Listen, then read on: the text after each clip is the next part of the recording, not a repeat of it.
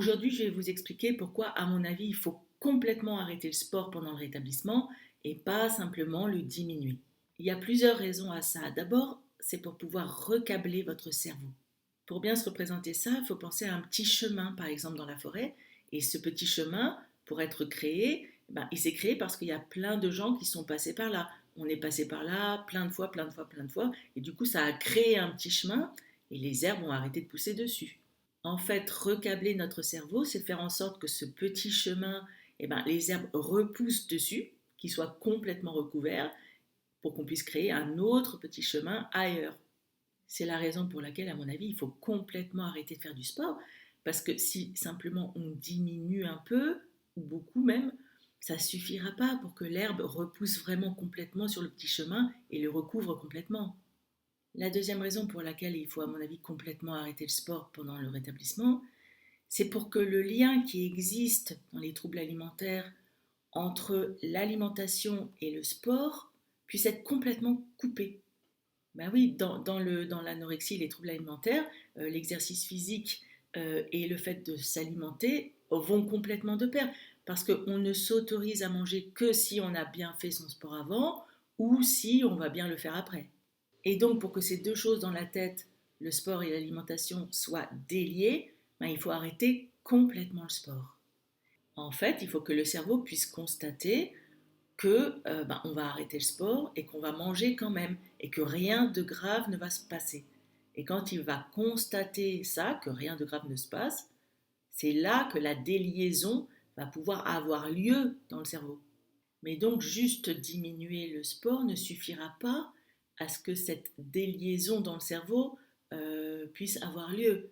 Il faut un arrêt total pour que l'alimentation et le sport puissent se déconnecter. Il faut arrêter complètement de faire du sport. Plus tard, on pourra reprendre le sport à condition que celui-ci n'ait plus aucun rapport avec le fait de manger, le fait de grossir, avec la peur de grossir, avec une envie de maigrir. Quand ça sera complètement déconnecté de l'alimentation, à ce moment-là, on pourra refaire du sport de la bonne façon. Mais tant que c'est lié à l'alimentation ou à la peur de grossir, c'est qu'on ne fait pas de sport de la bonne façon. Et à ce moment-là, il ne faut pas en faire. Il est souvent conseillé d'arrêter le sport pendant une année, au moins une année. Parce qu'au bout d'une année, on est sûr de ne pas repartir de manière compulsive. On est sûr que ce travail de reformatage a bien eu le temps d'avoir lieu. Une autre raison pour laquelle, selon moi, il faut complètement arrêter le sport et pas simplement le diminuer pendant le rétablissement, c'est que si on le diminue, ça va marcher un certain temps, mais dès qu'il y aura un stress, ça va repartir à la hausse. C'est un peu comme quand on arrête de fumer, en fait. Pour ceux qui ont déjà arrêté de fumer, je pense qu'ils ont pu se rendre compte qu'en fait, c'est beaucoup plus facile, en fin de compte, d'arrêter complètement de fumer que de diminuer. Diminuer, ça marche pas vraiment finalement. Ça marche un certain temps, mais dès qu'on est un peu stressé, angoissé, hop, ça remonte. Si on veut complètement se libérer de notre addiction à la cigarette, il faut complètement arrêter. L'exercice physique, c'est exactement la même chose dans l'anorexie. C'est une drogue comme les autres drogues, vraiment. Donc, pour pouvoir réussir à l'arrêter, il faut complètement arrêter. Quelqu'un qui a un problème d'alcool, il faut qu'il arrête de boire complètement. Quand on a été une grosse fumeuse comme moi, c'est en arrêtant complètement de fumer qu'on peut réussir à se sortir de cette addiction. C'est pas en diminuant. La dernière raison, selon moi, il y en a peut-être même encore d'autres auxquelles je ne pense pas, c'est pour que le cerveau comprenne que ça y est, il n'est plus en migration et qu'il est arrivé en terre d'abondance. Cette théorie de la migration, j'en ai déjà parlé plein de fois dans ma chaîne. C'est Tabitha Farrar qui en a parlé la première, je pense.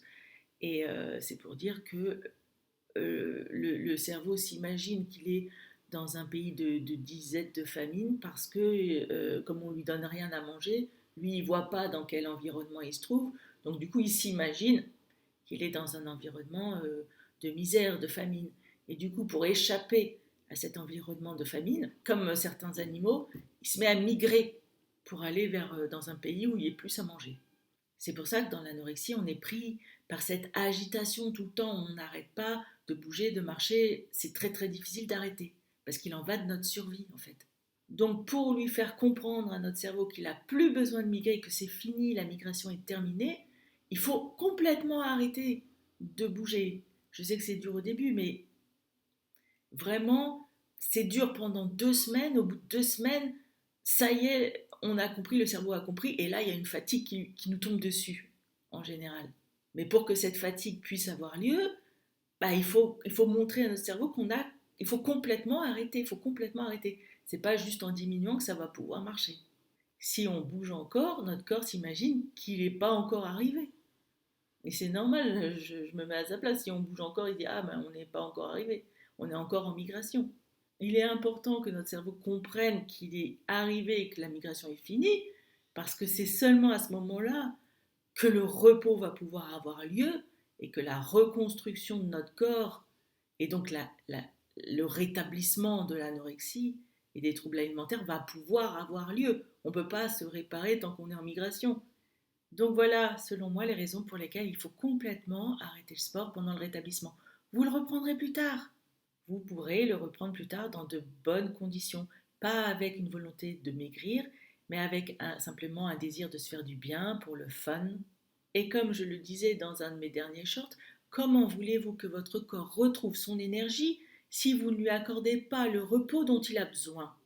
Parce que quand on cherche à guérir de l'anorexie, je vous assure qu'on arrive à un moment où le sport n'est plus du tout sain, comme on a l'habitude de le dire dans les médias. Le sport, dans ce cas-là, n'a rien de sain. Le sport ne fait que épuiser l'individu, le blesser bien souvent. Quand on souffre de TCA, on ne fait absolument pas de sport de la bonne façon. On ne le fait pas en écoutant les signaux de notre corps. Quand on souffre d'anorexie, on n'écoute pas nos signaux de fatigue. On y va de toute façon. Le seul but, c'est de maigrir. Cet arrêt total du sport, c'est ce qui va permettre à notre cerveau de se recabler pour pouvoir plus tard le reprendre d'une façon saine et sereine et pour se faire du bien, pas pour se faire du mal. Je vous embrasse. J'espère que ça a aidé.